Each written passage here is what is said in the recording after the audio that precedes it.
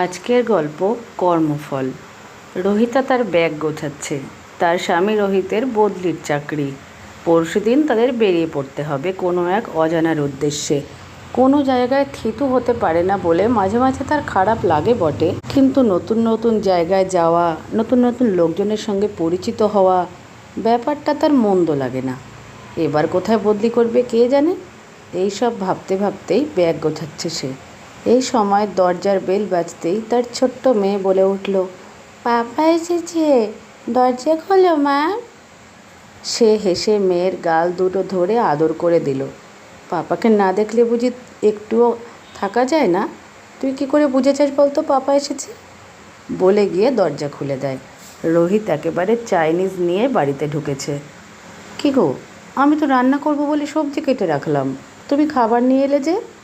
ওসব ফ্রিজে ঢুকিয়ে রাখো, আজ আমরা আনন্দ করে চাইনিজ খাবো। তা হঠাৎ চাইনিজ নিয়ে এলে কেন? ভালো খবর আছে গো, শুনলে তুমি লাফিয়ে উঠবে। কী এমন ভালো খবর? সেই তো বদলির কথা বলবে। হ্যাঁ, তবে এবার কোথায় বদলি হয়েছে বল।